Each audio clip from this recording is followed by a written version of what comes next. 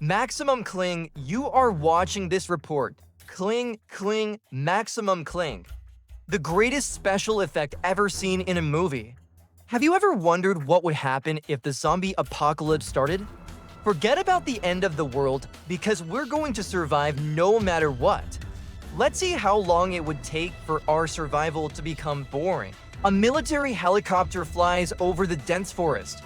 Suddenly, it's hit by several arrows fired from a crossbow.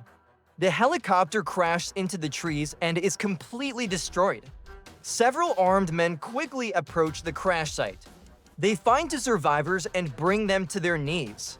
One of the survivors is a woman with a small child in her arms. The other is an elderly man. They are both taken to a large clearing where there is a group of people and a fire burning in the center. "You brought them here because you wanted to show me them," says a young man. He walks up to the captives and asks, "Why did you attack us?" The old man responds, "I didn't want to, but I had no choice. There's a horde of those things outside. We couldn't hold them off much longer." The young man thinks for a moment. "So you think we should let them in? What's the point of defending the perimeter if we don't maintain it?" Another voice speaks up, "We already have enough mouths to feed.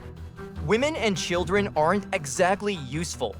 The only purpose they serve is breeding more mouth to feed." The leader of the group turns out to be a muscular man with a shaved head. He looks at the child in the woman's arms and then back at the young man. "We can put the baby down. It's strong enough to survive on its own."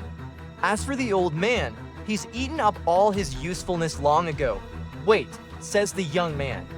"Let's not rush things, the woman could come in handy." And as for the old man, he still knows a lot of things and can be useful too. It's always good to have more people around. After all, there's safety in numbers. Maximum cling. A few hours later, the group is gathered around a campfire.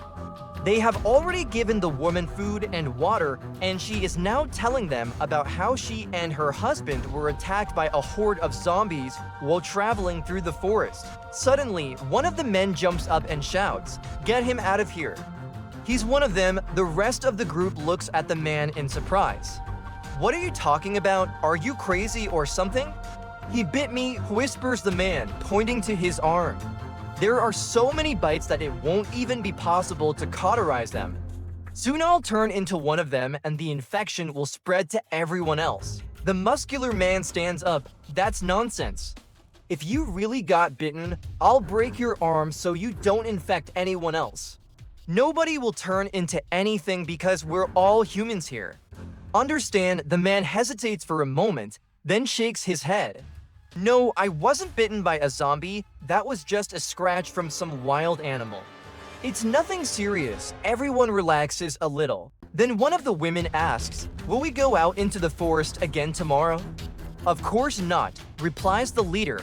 "We'll stay here for a while until things settle down outside. We've got plenty of supplies. We'll be safe here." Maximum cling. The next morning, the group wakes up before sunrise.